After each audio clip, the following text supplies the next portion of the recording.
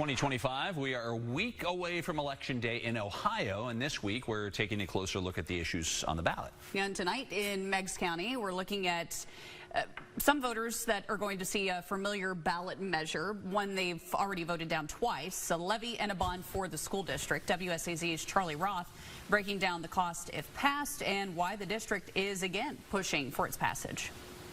Voters in part of Meigs County will see this measure on the ballot this election day. It's a bond and levy that appear in one measure for Eastern local schools. The district says if passed, it will provide funding to majorly renovate the district's 2 buildings and provide continued maintenance. A similar levy and bond were on the ballot last fall, but with a much higher price tag and a bigger focus on athletics. Since that measure failed, Eastern Local Schools Superintendent Nick Detweiler says the district went back to the drawing board, cutting the cost of the measure on this year's ballot in half and refocusing on core renovations. They say those renovations include a new roof for the elementary school, new district-wide sprinkler systems, security and safety improvements, as well as a number of other upgrades, such as parking lot improvements that will also create better traffic flow during school drop-off.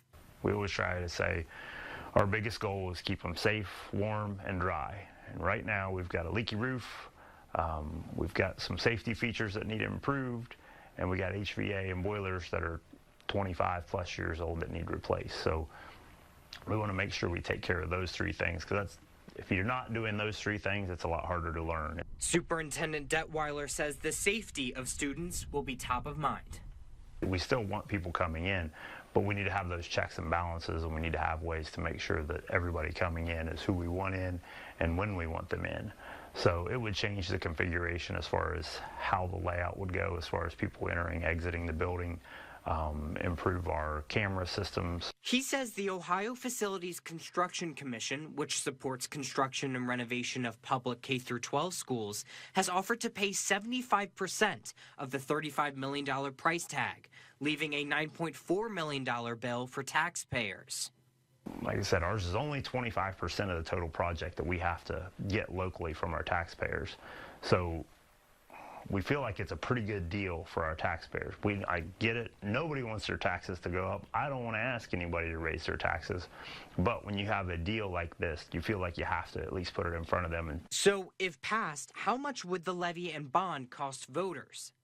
Eastern Local Schools says based on the average appraised home value, they estimate the average cost to be a little more than $230 a year for about 37 years. Detweiler says that number will not change, even if your property value goes up over time.